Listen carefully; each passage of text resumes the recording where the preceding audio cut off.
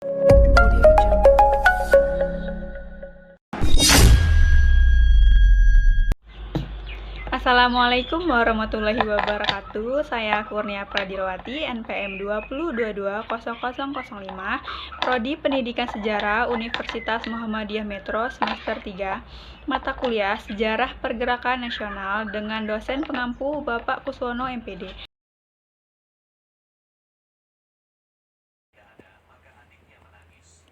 Di sini saya akan menjelaskan hasil rangkuman diskusi latar belakang lahirnya pergerakan nasional, dampak negatif dan positif, serta organisasi pergerakan nasional.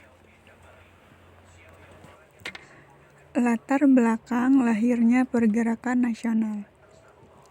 Awal abad ke-20 menjadi periode penting bagi bangsa Indonesia, di mana Indonesia mengalami sebuah fase yang disebut kebangkitan nasional. Pada 1908 menjadi pergerakan nasional, karena pada masa tersebut perjuangan yang dilakukan oleh rakyat masuk ke dalam kategori visi nasional. Istilah pergerakan nasional juga digunakan untuk menggambarkan proses perjuangan bangsa Indonesia dalam masa mempertahankan kemerdekaan. Salah satu faktor yang melatar belakangi munculnya kebangkitan nasional di Indonesia adalah munculnya kaum terpelajar di Indonesia akibat politik etis yang diterapkan. Munculnya pergerakan nasional di Indonesia disebabkan oleh dua faktor. Ada faktor dari dalam negeri atau internal dan faktor luar negeri atau eksternal. Tetapi faktor dari dalam negeri lebih menentukan dibandingkan dengan faktor yang timbul dari luar negeri. Fungsi dan peranan faktor luar negeri hanya bersifat mempercepat proses timbulnya pergerakan nasional.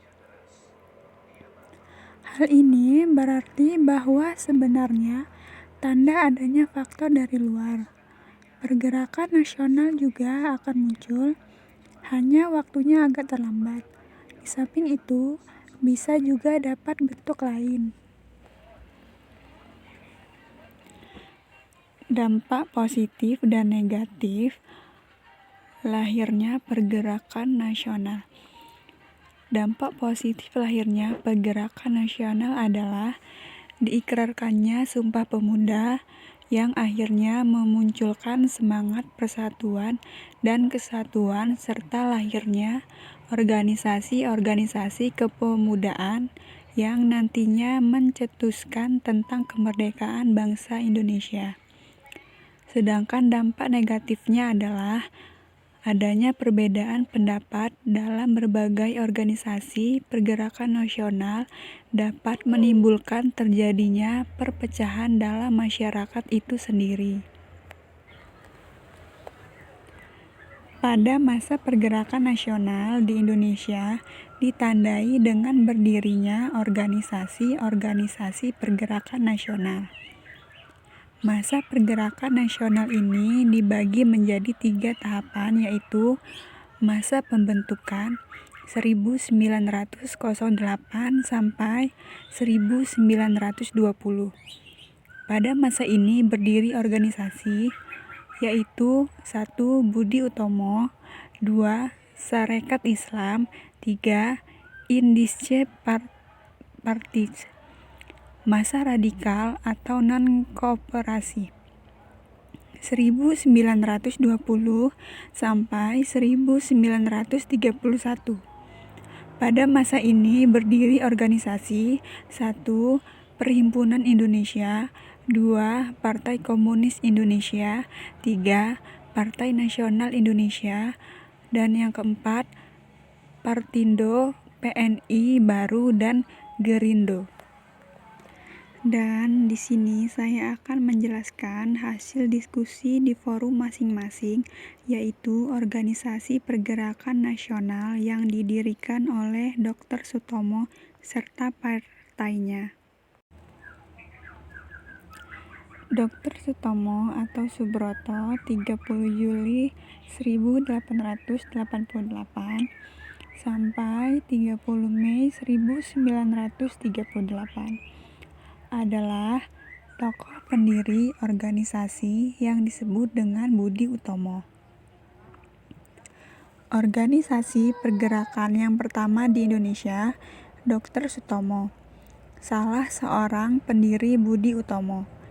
Pada akhir tahun 1935 di kota Solo, Jawa Tengah berusaha untuk menggabungkan antara Persatuan Bangsa Indonesia atau PBI, Serikat Celebes, Serikat Sumatera, Serikat Ambon, Budi Utomo, dan lainnya. Sebagai tanda berakhirnya fase kedaerahan dalam pergerakan kebangsaan, menjadi Partai Indonesia Raya atau Perindra.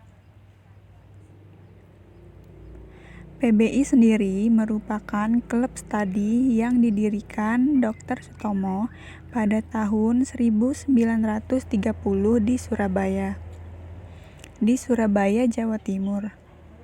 Partai Indonesia Raya atau Perindra adalah nama yang digunakan oleh dua partai politik Indonesia. Partai pertama Perindra pertama didirikan pada tahun 1935 sebagai hasil penggabungan antara Perkumpulan Politik Budi Utomo dan Perserikatan Bangsa Indonesia dengan tujuan bekerjasama dengan Belanda untuk mengamankan kemerdekaan Indonesia. Partai itu dipimpin oleh Raden Sutomo, Muhammad Husni Tamrin, Susanto Tirtoprodjo, Soekarjo Wiryopranoto, dan Wurjaningrat, dan menjadi kelompok Indonesia yang paling berpengaruh di Volksraad, badan legislatif yang didirikan oleh Belanda. Pada Mei 1939, Tamrin menjadi pendorong utama di balik penggabungan Perindra dan 7 organisasi nasionalis lainnya ke dalam Gabungan Politik Indonesia atau GAPI. Baiklah, mungkin itu saja yang dapat saya sampaikan. Kurang lebihnya saya maaf. Saya akhiri. Wassalamualaikum warahmatullahi wabarakatuh.